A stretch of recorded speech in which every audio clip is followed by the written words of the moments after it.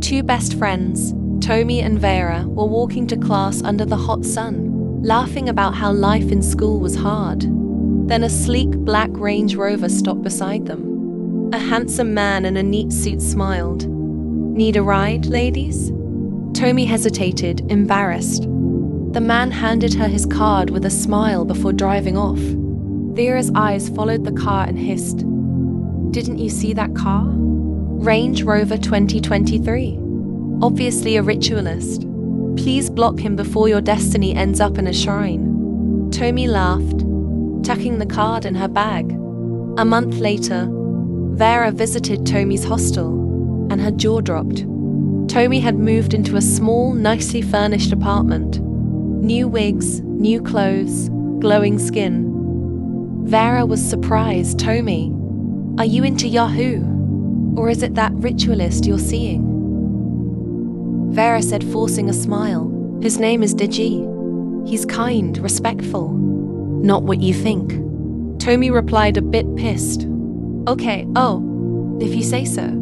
But don't say I did not warn you. I really don't know why you hate him, Vera. He is nice. I know with time you will get to know how sweet he is." Tommy replied, smiling. Vera folded her arms, trying to hide her jealousy. "So, that's your explanation for your new hair, new phone, and soft life?" Tommy laughed. "Relax. When you meet him, you'll see for yourself. I'll make sure you enjoy with me." True to her word, Tommy always invited Vera along whenever Deji took her out. Dinner dates, shopping sprees, weekend getaways. Tommy is out on a date with Deji. She insists Vera joins them. Deji is polite, ordering food for both girls. Tommy said, smiling, "Vera, I told you he's nice." Vera replied, smiling back, "You're right, Tommy. Maybe I judged too fast." Vera laughed sweetly, but her eyes never leave Deji. From that day, Vera begins following them everywhere. To dinners, club, to outings, even on random drives. Tommy thinks it's loyalty. She doesn't notice Vera's glances, the small touches, or the way she keeps complimenting Deji's taste.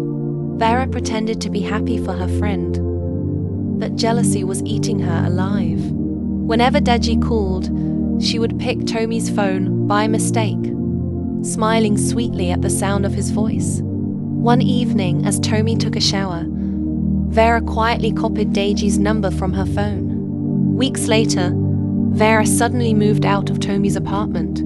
No warning, no explanation. Tommy didn't think much of it until she noticed Deji acting distant. Calls unanswered, dates cancelled. Then one evening, while scrolling through WhatsApp, Tommy froze. Vera's new status read, "Forever with the man who completes me." And in the picture, Deji stood beside her in a wedding suit. Tommy dropped her phone. Trembling. Her best friend had married her boyfriend. She quickly called Vera, but Vera blocked her.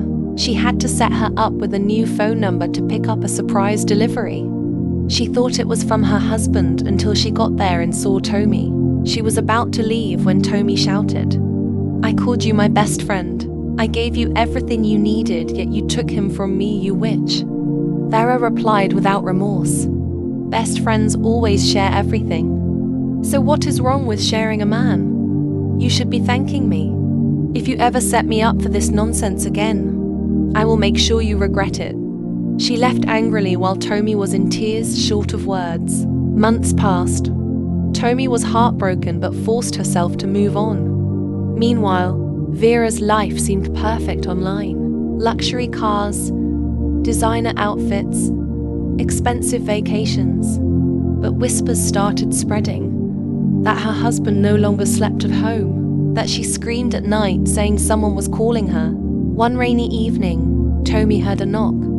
When she opened the door, Vera stood there, barefoot, drenched and trembling. Vera said, crying, "Tommy, please, help me.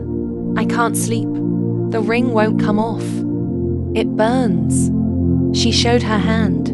The once beautiful diamond ring was now turning black. Veins crawled from her finger up her arm like roots. Then, Vera said while sobbing, "His family's wealth comes from this ring. It must be passed to a new wife every generation. I thought I stole your man, Tomi, but I stole my death." Thunder struck. The lights flickered. Behind Vera's reflection in the window, Tomi saw a faint figure, a woman in a torn wedding dress whispering, something only Vera could hear. Tomi tried to help by taking her to the hospital and reaching out to her family. Tomi did her best and stayed with Vera till her family arrived. Vera apologized and wished she could take time backward. Days later, Vera was gone. They said she died in her sleep, the ring still on her finger. At the quiet burial, Tomi stood alone in the rain, staring at her best friend's grave. She fell to her knees, tears mixing with the mud. "It should have been me," she whispered. "I loved him first." Then she noticed the grave, freshly sealed. Number ring in sight, no flowers, just silence. A soft breeze brushed her face, and for a moment, she thought she heard Vera's voice. "No, Tomi, it was supposed to be me."